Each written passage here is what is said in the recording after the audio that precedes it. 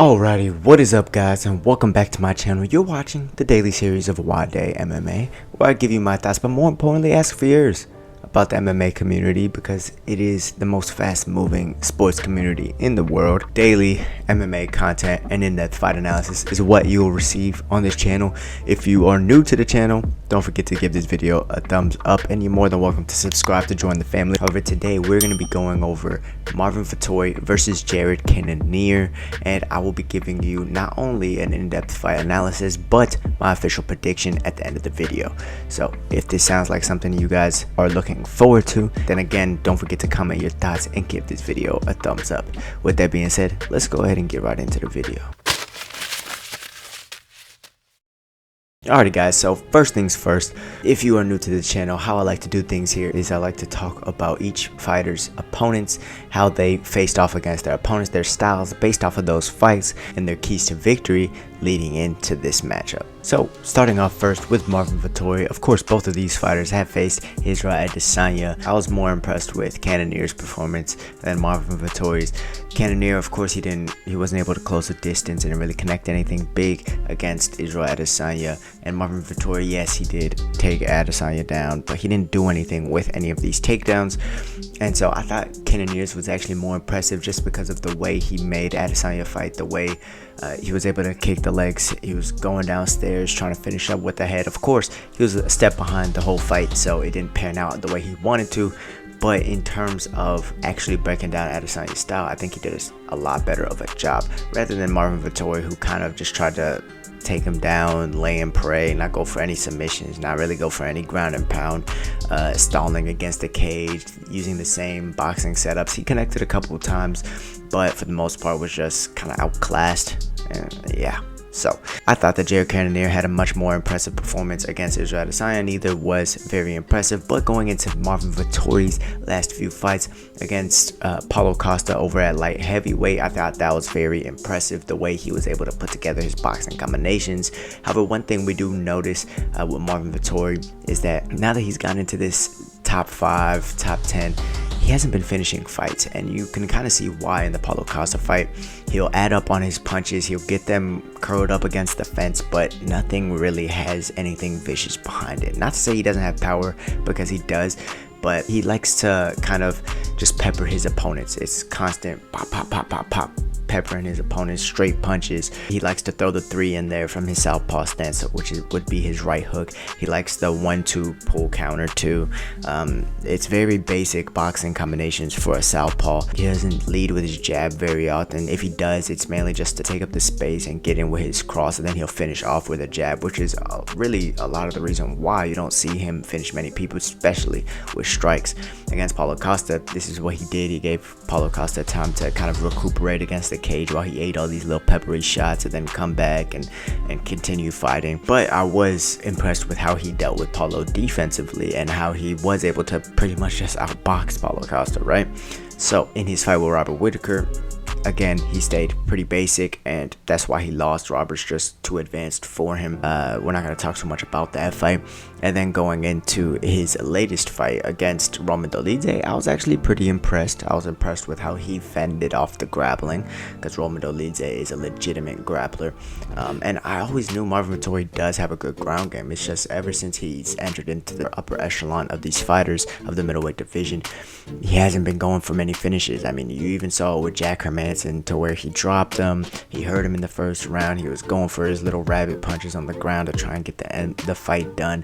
But then he hopped on some guillotine, and he never really fully committed to finishing it, mainly just using it to stay on top. And if you're trying to get back to the title, that's the slowest way to do it, right? Yeah, the fastest way to get back to the title is through finishes. Of course, I understand you don't want to lose your positioning, you don't want to lose your ranking, and he has a fight against Jared Cannonier, in which I think that he's going to kind of take the same approach. So he was able to get a little bit better of the kickboxing exchanges with Roman Dolidze, and then kind of mix it up, and just, he beat him at MMA, right? I think Roman Dolidze actually might be a better striker, pure striker that is, and be a better grappler, pure jiu-jitsu that is, but mixing it all together, Marvin Vettori was just ahead of him. Now, on the other side with Jared Cannonier. Cannonier, we know he has very, very dangerous hands, elbows. He's vicious, he's ruthless, he's nasty, he's fast, he's powerful, he's durable. We know all of these about Jared Cannonier. He's just a statue, a brick of a man. Was able to dominate and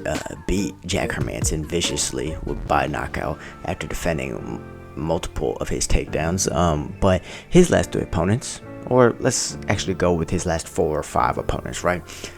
He faced off against Kelvin Gastelum, which was a 5-round decision, which he won. Proved he can go 5 rounds, proved that his kicks were ruthless both on the lower half and on the upper half. He just beat Kelvin Gastelum to the punch everywhere. As far as his fight with Derek Brunson, he got hurt early. Derek Brunson's a very awkward guy to go against. Anytime he tried to sit down on any of his punches, Derek Brunson was shooting in on his hips. So we know he could defend a lot of takedowns, constant takedowns. We know he could defend against someone who is very heavy-handed, right? We know, of course, he's durable. He recovered from that knockdown. He was able to come back in the second round and hit him with a nasty elbow in the clinch into a right hand and then a back fist. He's very creative coming off of the clinch breaks. He is a martial artist. I think he does really enjoy using different tactics like that, back fist and unorthodox things like that. He also lost to Israel Adesanya. We already talked about that one. And then he just got this win over Sean Strickland, from which Sean Strickland was kind of just trying to outpoint him, and Sean actually talked about that himself. He said he fought like a pussy, which was interesting. But yeah, he ended up landing the more effective shots against Sean, even though he might have been outlanded.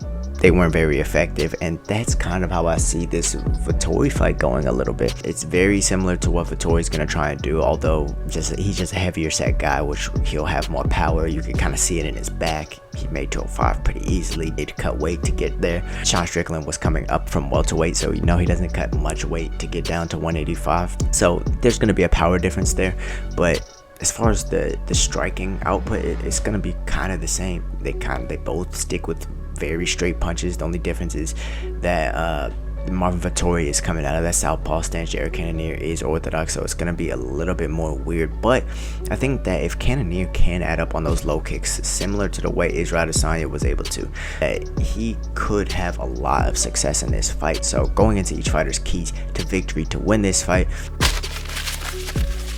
we're just going to stay with Jared Cannonier for now, and we'll move to Marvin Vettori later.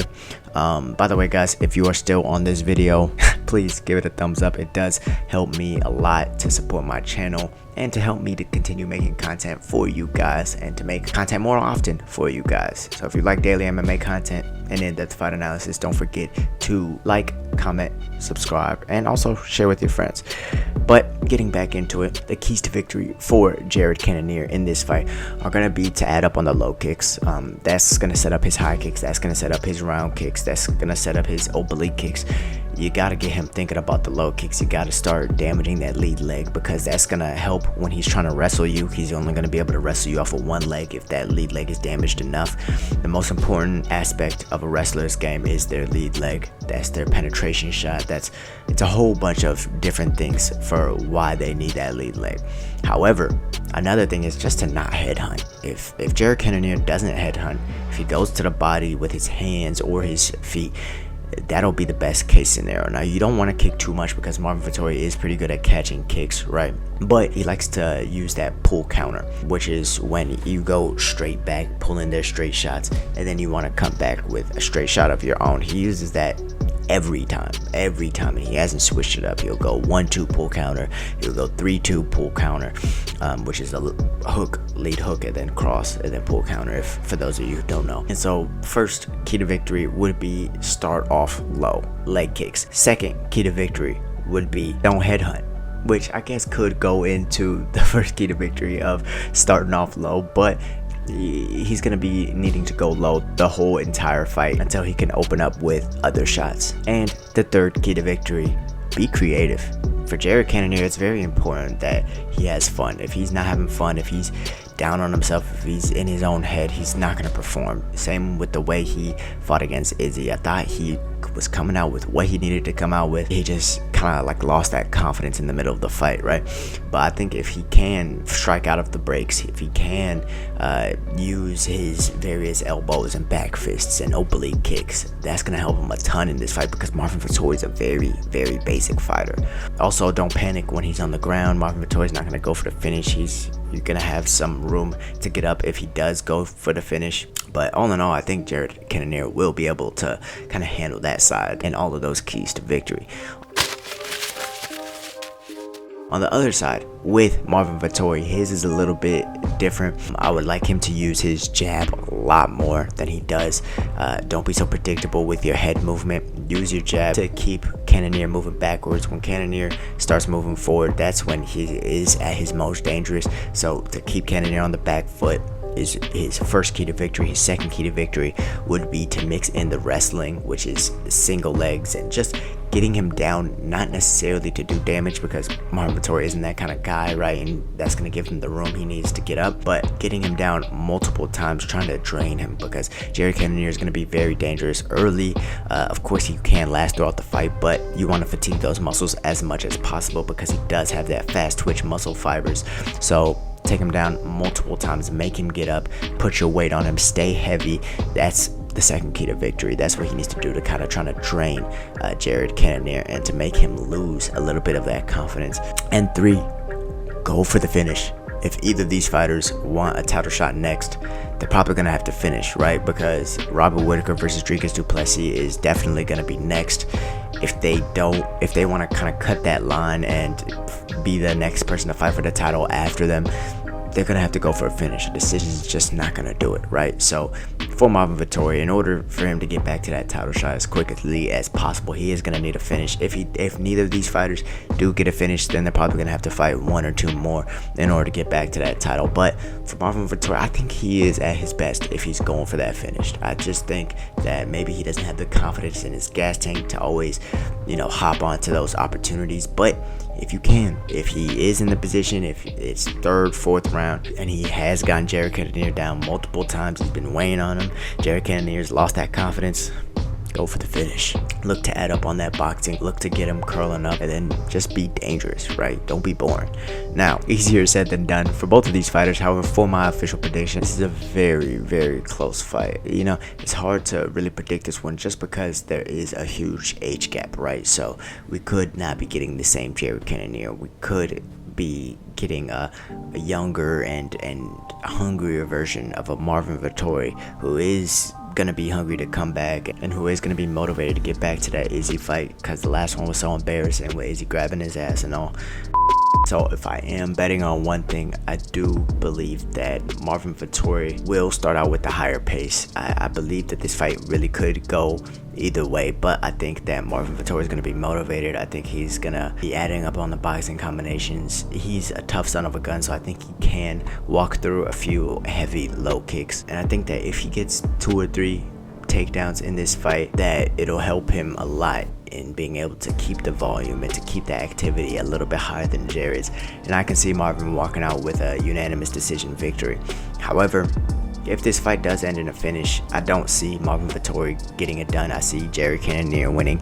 A little bit of a weird prediction I have here, but I have Jared Cannonier by finish or Marvin Vettori by unanimous decision. I just think that Cannonier he's getting up there in age. He's 38 years old, maybe even 39 now. Marvin Vettori is 29 years old, which it makes a big difference. Jared Cannonier, I think, if he can still bring out that creativity, that's going to be the biggest teller of if he's going to win this fight. If he can kick those legs, yes, but be creative and be intuitive, then I think this one can lead his way. But other than that, I'm taking Marvin Vettori. I'm taking the youth. I'm taking the aggression, the toughness, and the grit of Marvin Vettori. So with that being said, thank you guys for stopping by my video. If you liked this video, again, give it a thumbs up, share, comment, you know the drill, right? But with that being said, welcome to the NwadeiMMA family if you're new, and y'all stay safe, y'all stay blessed. I'm out. Peace.